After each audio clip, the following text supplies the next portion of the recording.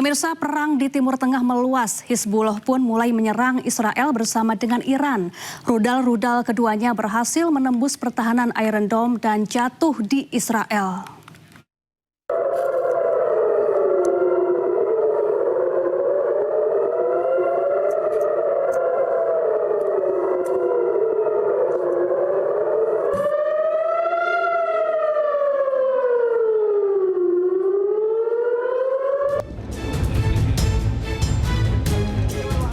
Sirine pertahanan bergema di langit malam Israel. Rudal-rudal dari Iran dan Hezbollah menghujani Israel setelah berhasil menembus pertahanan Iron Dome Israel.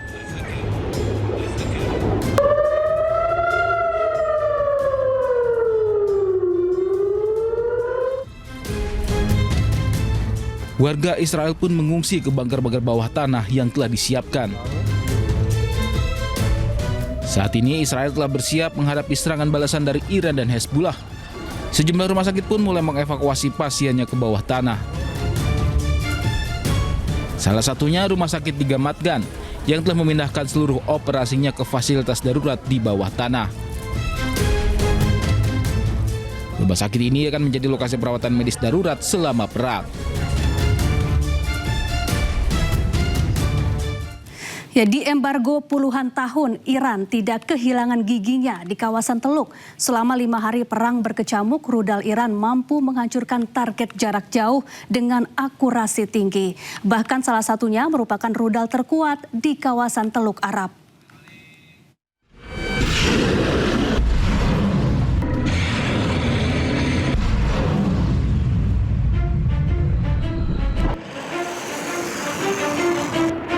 Masuk hari kelima perang antara Iran dengan Amerika dan Israel, saling serang rudal terus terjadi. Di embargo puluhan tahun tidak membuat Iran kehilangan taringnya. Terbukti rudal-rudal Iran berhasil meluluh lantakkan Israel dan aset militer Amerika di kawasan Teluk. Komando Pusat Amerika CENTCOM pada 2025 menyebut Iran punya 3.000 lebih rudal balistik dengan 13 jenis rudal. Dilansir dari Iran Watch, Iran sudah membangun kemampuan rudal strategis dengan kemampuan jarak tembak pendek, sistem rudal balistik jarak menengah yang mampu mencapai Israel, bahkan Eropa Selatan, rudal jelajah, hingga rudal dengan sistem peluncur satelit. 4 model rudal balistik jarak pendek Iran punya jangkauan 300 hingga 1.000 km.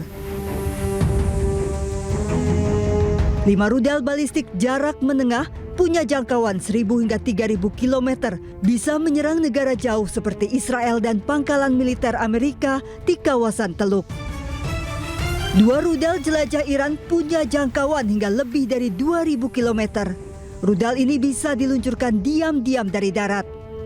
Rudal dengan sistem peluncur satelit digunakan misi luar angkasa yang menggunakan sistem peluncur dengan teknologi mirip rudal balistik jarak jauh bisa dialih fungsikan untuk keperluan militer.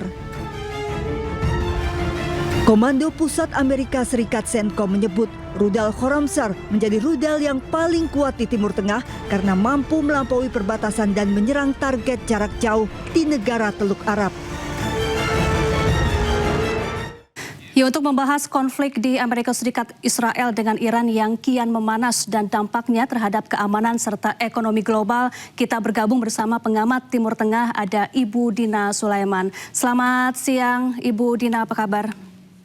Ya, selamat siang Mbak Syafa. Baik, terima kasih. Baik, Bu Dina, ini pemimpin tertinggi Iran telah gugur. Amerika Serikat dan Israel menyebut serangannya akan terus berlangsung sampai beberapa pekan ke depan. Sementara itu Iran menggempur pangkalan militer Amerika Serikat di sejumlah negara Teluk. Bagaimana kemudian Anda melihat potensi konflik ini selanjutnya? Ya, kalau kita lihat sebenarnya dari sisi persenjataan sudah banyak pengamat militer ya yang menyatakan bahwa justru Amerika dan Israel lah yang betul-betul kerepotan sekarang karena cadangan senjatanya itu terutama ini ya rudal-rudal yang digunakan untuk menangkis rudal dan drone dari Iran itu semakin menipis. Dan bahkan ada pengamat militer yang menyebut sampai 5 hari sebenarnya cadangannya karena kalau kita lihat kan yang datang ke Iran itu adalah pihak Amerika ya. Jadi Amerika tidak di negaranya sendiri. Dan artinya kalau dia memerlukan suplai baru butuh waktu yang sangat lama, dan ditambah lagi pangkalan-pangkalan militer Amerika Serikat di kawasan, di negara-negara Teluk itu juga sudah dihancurkan oleh Iran, sehingga memang justru Amerika yang sangat kesulitan di sini. Karena itu kemudian ini ya, Perdana Menteri Inggris beberapa hari yang lalu menyatakan bahwa Amerika meminta bantuan kepada Inggris dengan cara meminjamkan pangkalan-pangkalan militernya di kawasan untuk digunakan oleh Amerika Serikat. Tapi kemudian juga kan pangkalan militer Inggris di Siprus juga ada serangan ya, meskipun disebutkan ternyata penyerangnya bukan Iran tetapi Hizbullah. Tapi intinya adalah bahwa justru karena kondisi geografis, kemudian kemenangan atau keunggulan geografis yang dimiliki Iran karena dia berada di wilayah sendiri, itu sangat signifikan ya dalam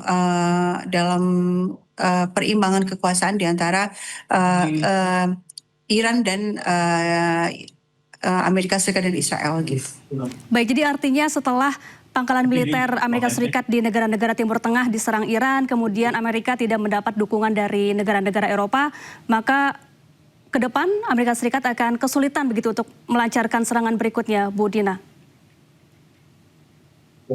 Iya, saya pikir seperti itu, sehingga ketika ada pernyataan dari pemerintah Trump bahwa ini perang akan bisa sampai 5 minggu atau 8 minggu, itu sepertinya tidak berbasis pada realitas dan lebih kepada propaganda ya, karena di dalam negeri sendiri itu dari Pentagon sendiri kelihatan sudah berubah nadanya gitu ya, sudah menyatakan bahwa ini perubahan rezim tidak mungkin terjadi. Nah, kenapa ini penting? Karena memang yang disebut kemenangan dalam perang itu biasanya dilihat dari tercapai atau tidak tujuan yang di awal perang ya. Nah, Trump di deklarasinya di hari Sabtu itu kan menyatakan bahwa ya dia mengatakan orang-orang Iran segera turun ke jalan gitu ya dan ambil alih pemerintahan. Itu kan berarti menginginkan perubahan rezim ya. Sementara kalau untuk urusan nuklir itu kan sebenarnya sedang negosiasi. Jadi nuklir bukan penyebab dari serangan ini sebenarnya, karena pihak Iran sendiri mau untuk bernegosiasi soal nuklir dan masih berlangsung padahal perundingan itu di Jenewa. Sehingga ketika sudah jelas yang diinginkan oleh Amerika Serikat dan Israel adalah perubahan rezim dan ternyata tidak terjadi, meskipun sejak di hari pertama, sejak serangan pertama mereka kan membunuh pemimpin tertinggi Iran ya, Ayatollah Khamenei. Mereka berharap dengan dibunuhnya pemimpin tertinggi, situasi chaos, kemudian terjadi penggulingan rezim. Ternyata itu tidak terjadi. Sehingga dalam situasi seperti ini, kalau Trump berkeras memperpanjang perang, tidak juga mau menghentikan serangan, ya situasi akan sangat berat. Dari sisi cost itu besar sekali. Dalam 4 hari saja, 4 hari pertama itu sudah ada laporan bahwa lebih dari 2 miliar US dollar yang habis dari pihak Amerika ya. Jadi costnya itu besar sekali karena memang persenjataan, misil atau rudalnya Amerika itu biayanya sangat besar, harganya sangat mahal dibanding dengan rudal dan drone buatan Iran yang dibuat secara mandiri itu jauh lebih murah. Sehingga kalau buat Iran nafasnya bisa panjang, tapi kalau buat Amerika Serikat karena sisi cost ini memang diragukan. Apalagi ekonomi Amerika juga sedang mengalami penurunan.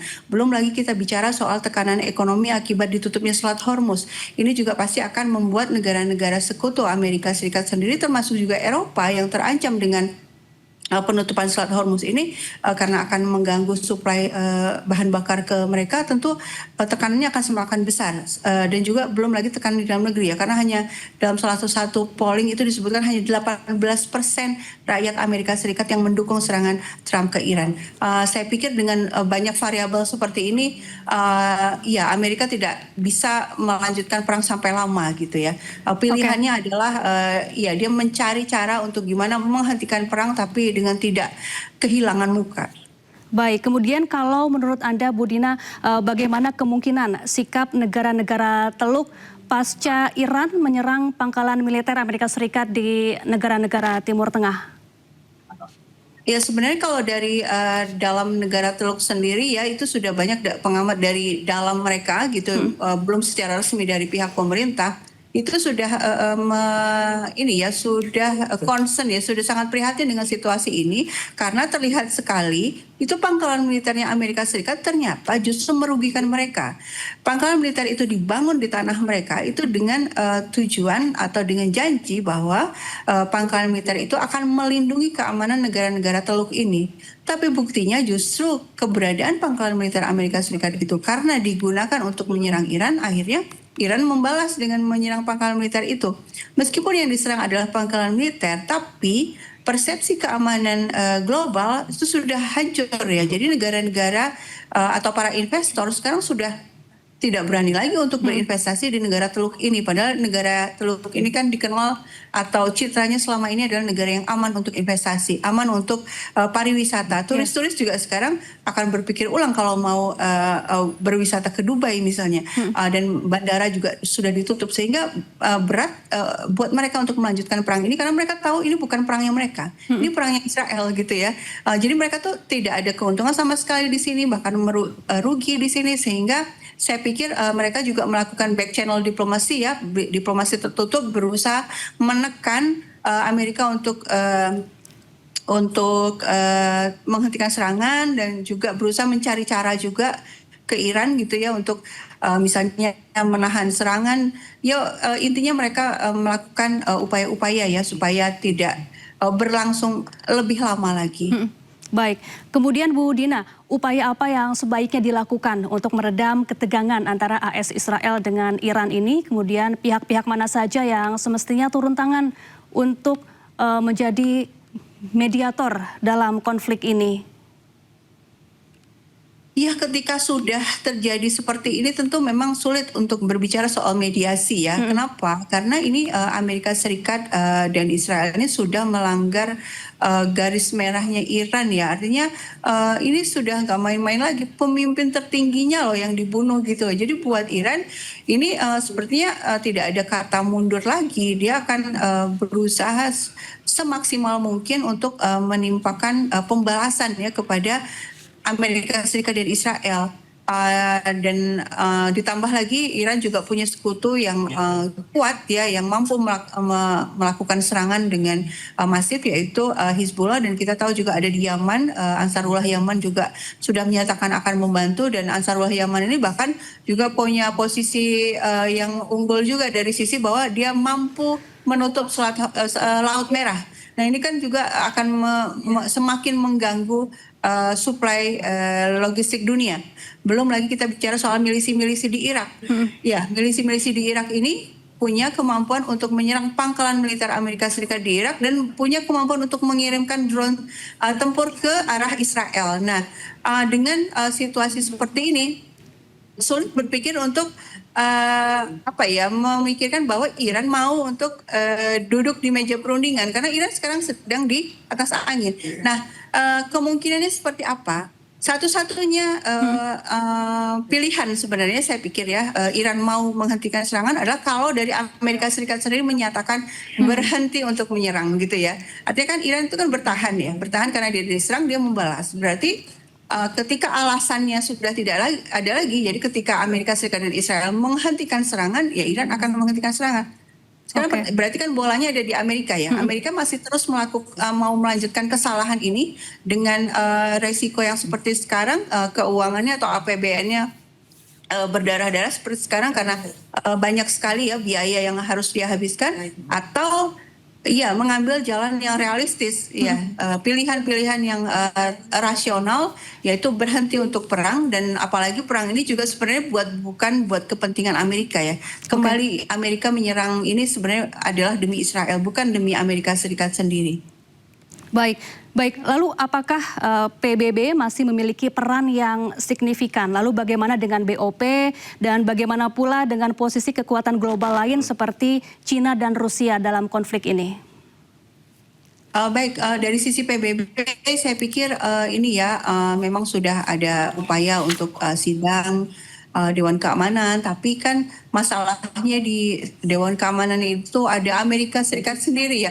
Amerika Serikat yang menjadi agresor, dan dia ada di dalam Dewan Keamanan, tentu dia akan memveto keputusan-keputusan yang ia anggap merugikan kepentingannya gitu ya, sehingga sulit untuk berharap pada PBB. Tapi bukan berarti PBB tidak ini ya, artinya bukan berarti PBB ditinggalkan begitu saja. Saya pikir negara-negara perlu tetap mempertahankan forum PBB ini untuk menggalang dukungan semaksimal mungkin kepada Iran sebagai korban dari agresi dan menekan Amerika Serikat dan Israel yang melakukan agresi sebagai agresor ini.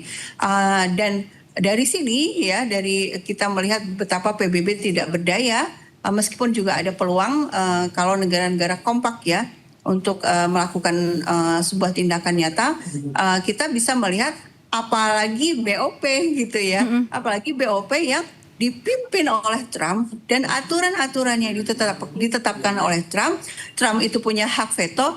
Ya sama sekali tidak ada harapan dari BOP ya.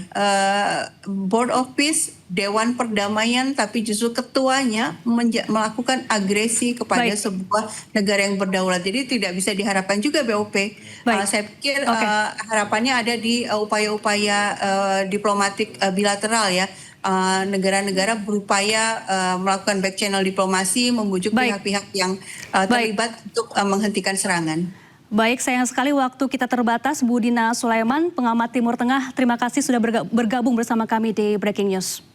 Iya, sama-sama terima kasih. Pemirsa jangan kemana-mana, Breaking News akan kembali sesaat lagi. Tetaplah bersama kami.